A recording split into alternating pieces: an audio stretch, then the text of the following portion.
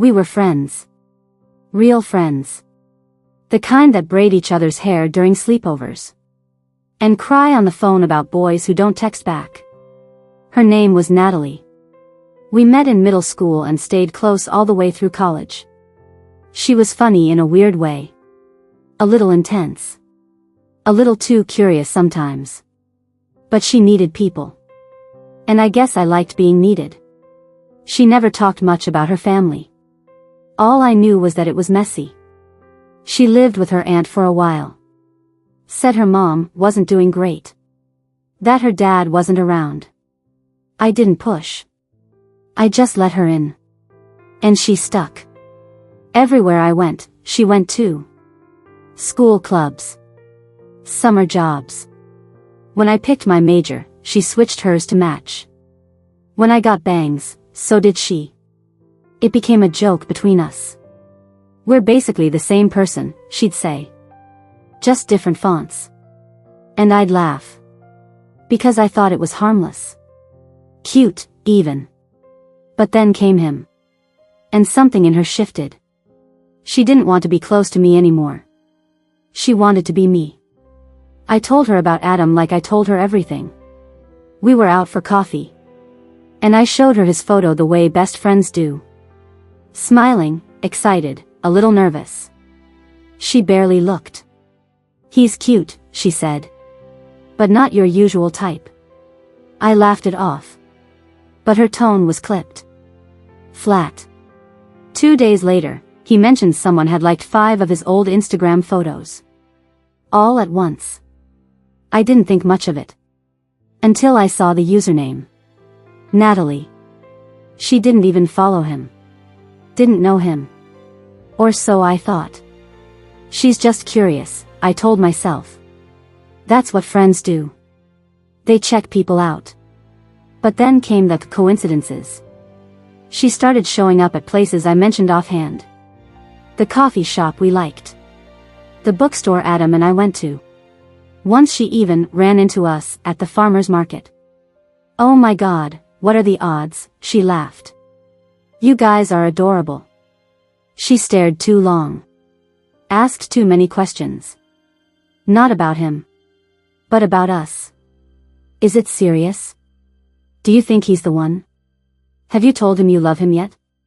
I tried not to overthink it. Natalie had always been intense. But she was also my oldest friend.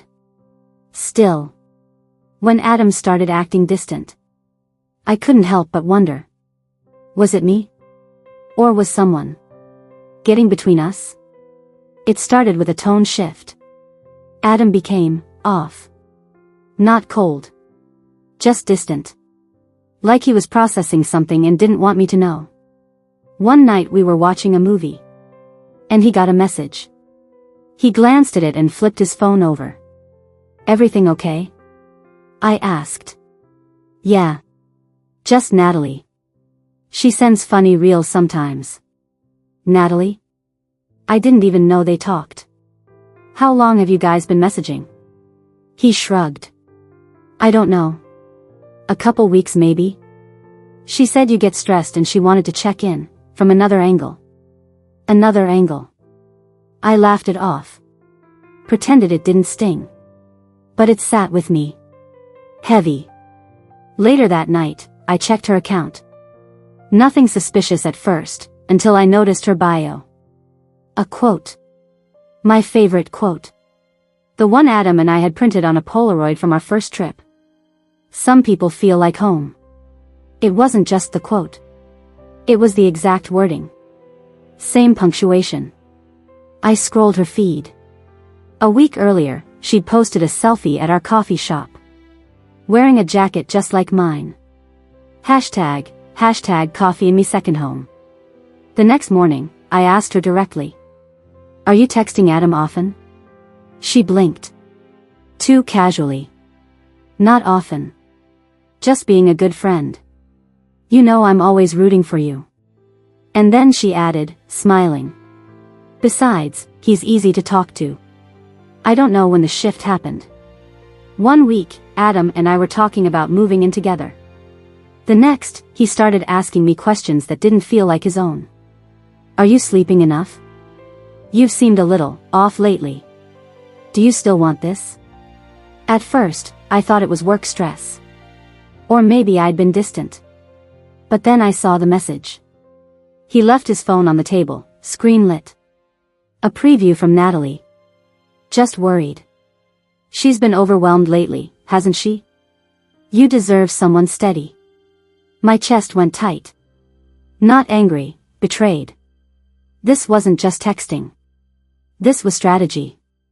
I confronted her the next day. Why are you talking to him about me? She tilted her head. Innocent. Because I care. You've been shutting people out. He's just someone who listens. Someone who sees you clearly. Then she smiled, faint, smug. Or maybe not as clearly as he thinks. That night, I caught her outside my building. She said she was just in the neighborhood. Wearing my old coat. Hair curled like mine. Same lipstick. Adam opened the door to get food. He froze when he saw us side by side. I'll never forget his face. Not confusion. Not guilt. Just hesitation. And in that moment, Natalie stepped forward. Don't worry, she said softly. I'll take care of things, she said, too calmly. After that night at my door, I changed the locks. Not because I was scared. But because I was starting to question reality. My memory. My judgment. What if she was right? What if I was the unstable one? Adam didn't bring her up. He didn't defend her. But he didn't shut it down either. And that was worse. Then came Thursday. I got home late. Tired. I noticed the kitchen light was already on from the hallway. I froze. I always turn everything off when I leave. And I live alone. Keys in hand. Heart in my throat. I opened the door slowly. And saw her. She was standing at the stove. Wearing my sweater. Making tea. Not searching. Not sneaking. Like she belonged there. What are you doing? I managed. She turned, calm as ever. You said I could stop by any time, she smiled. Maybe you forgot. You've been really stressed. I figured I'd help. Like old times. She set 2 mugs down. Mine. Perfectly placed. He's coming over tonight, isn't he? I didn't respond. I couldn't. You're not mad, are you? She asked softly. This is still your place. She took a sip of the tea. For now. I stepped back. You need to leave. Right now. She didn't move. Instead, she walked to the front door. And turned the lock. Slow. Deliberate. Then she looked at me. You're upset, she said gently. That's okay. Change is hard. But this doesn't have to be a fight. We both know I'm better at this life anyway. I reached for my phone. But it wasn't in my pocket. I must have left it in the car. You're not well, I said. This isn't helping you. She smiled, too softly. You always say that when you're scared. Then she walked over to my bookshelf. Pulled out a photo of Adam and me. Held it like it was hers. He's already starting to see it, she whispered. That I'm calmer. Smarter.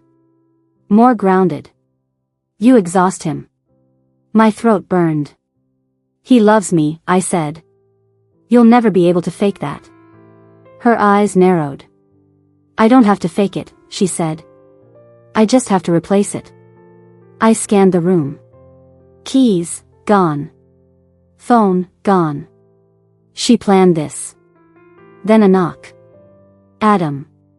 Her entire expression shifted. Softer. Sweeter. She started toward the door. I'll let him in, she said. Let's see who he chooses. The door opened. Adam stepped in, smiling. Until he saw my face. Tense. Pale. And then hers. She greeted him like nothing was wrong. "You're early," she said, walking up to him. "I just made tea." He looked from her to me. "What's going on?" I tried to speak. But my voice shook. She broke in. "She won't leave." Natalie laughed softly. "I didn't break in. You have your key, remember? You gave it to me." She pulled a copy from her pocket. A silver key, just like mine. Adam blinked. "You gave her a key?" "No." I snapped. "She made that. Or stole it." "Adam, listen to me, she's not well." Natalie stepped forward. "She's been paranoid for weeks," she told him. "You've seen it. The stress, the mood swings. She needs help." His face tightened. I saw it in his eyes. Confusion. Doubt. The worst kind of hesitation. "Adam," I said. She started blurring the line between us. "She's been copying everything. My clothes. My schedule. She's manipulating you." It stopped feeling like friendship. It became something else. She moved closer to him. Too close. "I care about you," she said to him quietly. "She doesn't know how to love you like I do. You've felt it. Haven't you?" He stepped back. For the first time, afraid. "Natalie, what is this?" Her smile dropped. Just for a second. And in that flicker, I saw it. The truth. Adam took a step back. Just one. But it was enough. Her eyes followed him like a thread snapping. "Don't," she whispered. "Don't pull away now." He raised both hands, calm. "I just want to understand what's happening. No one's angry. Let's just talk." "Talk?" she interrupted, voice sharp. "You said you felt safe with me. You looked at me like I was enough. Was that a lie?" She moved toward him. I stepped in between them. "Natalie, stop." She stared at me. "You ruin everything," she whispered. "You take, and then act surprised when someone wants what you have." She gripped the mug too tightly, like holding on to a thought she couldn't let go. The air felt tense, like something unspoken was hanging in the room. "Natalie," I said carefully. "Please put it down." She clutched it tighter. "Why should I? You've had everything. Friends. Parents who cared. And now him." Tears welled in her eyes. But not from pain. From rage. "I'm better. I would have treated him better. I would have never left him guessing." Adam's voice broke through the silence. "Natalie, this isn't you." That stopped her. Just for a moment. Then she turned to me again. "You don't deserve this life. You never did." She took a step forward. I ran. I didn't stop running until I was outside. Barefoot. Keys still gone. No phone. But the neighbor across the hall was home. I banged on her door like my life depended on it. She opened it, confused, startled. "Please," I begged. "I need to call 911. She handed me her phone without a word. My hands were shaking so hard I could barely dial. "There's a woman in my apartment," I told them. She seemed confused. Disoriented. They came quickly. No sirens. No shouting. Just calm voices and a flashlight through the doorway. Adam stayed beside me the whole time. He held my hand. Though I didn't realize it until it was over. Natalie didn't resist. She stood in the middle of my kitchen. The mug still in her hand. As if nothing had happened. When they spoke to her, she didn't argue. "She'll come back," she whispered. "She always does." They led her out gently.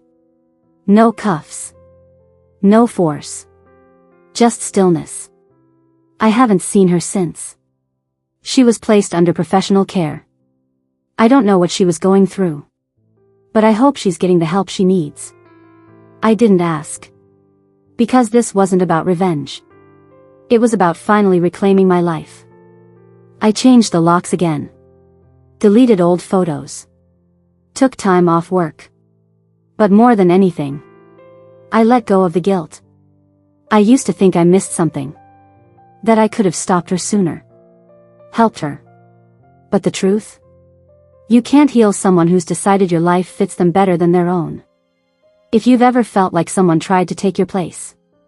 Or if this story stayed with you. Subscribe for more true life inspired stories every week.